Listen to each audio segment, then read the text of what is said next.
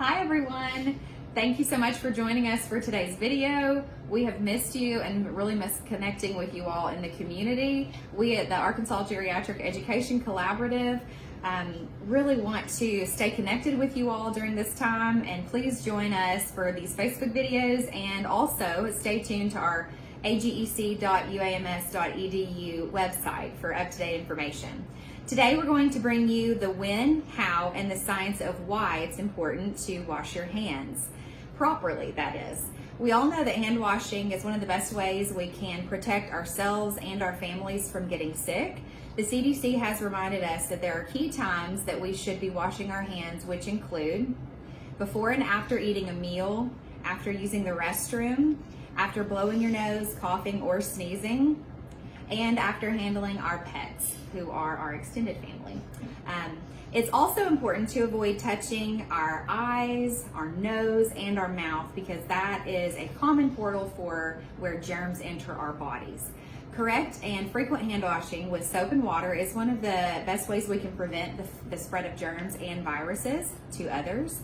Speaking of viruses, do you know what they're made of? To better understand this, we have a demonstration for you all.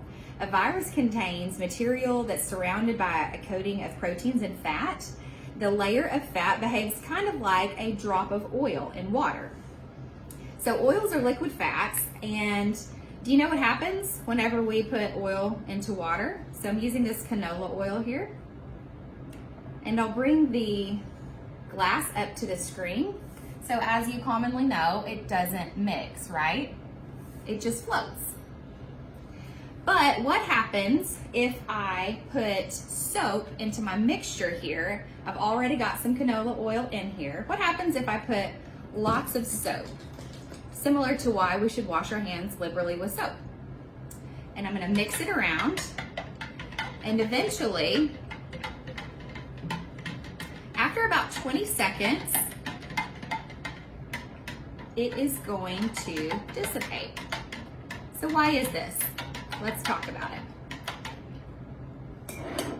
This is because soap contains two-sided molecules, and one of the ends of the molecule is attracted to water and the other end is attracted to fat. So when the soap molecules come into contact with the fat and the water, these dual attractions literally pull apart the surrounding oil particles and disperses them through the water. To recap, soap literally pulls apart and demolishes the viruses. And then when we wash our hands, those particles just dissipate and go down the sink, and they're harmless. So next, Laura will be demonstrating the CDC's 5 steps to washing your hands the right way. All right, so first we're gonna wet the hands with clean running water, and we're going to apply soap liberally. Lather your hands by rubbing them together with soap for at least 20 seconds. Lather the backs of your hands between fingers and your nails, the palms of your hands, all the places where bacteria can hide. You're going to, step 3, scrub your hands for at least 20 seconds. And a good idea is to sing the happy birthday song twice from beginning to end. Happy birthday to me, happy birthday to me, happy birthday to me, happy birthday to me, happy birthday to me, happy birthday to me, happy birthday to me, happy birthday to me. Thank you for that, Laura. Step 4 is you're going to rinse your hands well under clean running water with your hands facing downward. It's important to be mindful not to shake or flick your hands. Step 5, dry your hands using a paper towel. Dispose of the paper towel, and then you're going to grab a second paper towel to turn off the faucet, then dispose of the paper towel. Perfect. At cdc.gov/handwashing, you can find these guidelines for healthy hand washing, along with many other helpful tips with their campaign that's called Life is Better with Clean Hands. Lastly, let's talk recommendations for the use of hand sanitizers. And I'm going to demonstrate while Laura walks us through those steps. Sure. Okay. If we don't have soap and water, what should we do? We should use hand sanitizer. When your hands, though, are visibly dirty or greasy, hand sanitizers may not be as effective. Okay, they don't remove harmful chemicals either, like pesticides, so don't use them unless that's really your only alternative.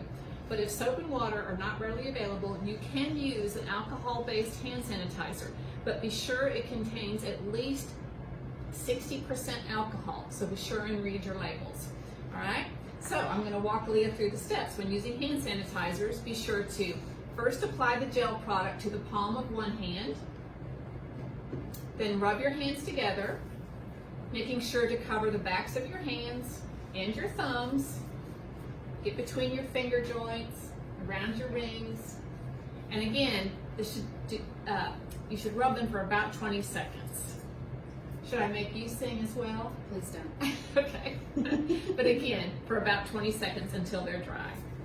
Thank y'all for tuning into our video about the when, how, and the science of why we should all wash our hands and why it is so important to do it properly. We hope you found this information helpful and entertaining as well. Let's all stay healthy and have clean hands. Stay tuned to our Facebook page at UAMS, AGEC, AGEC for more updates and videos in the near future. And please share our Facebook page with your family and friends. And again, lastly, stay tuned to our website, which is www.agec.uams.edu. Thanks and have a great afternoon.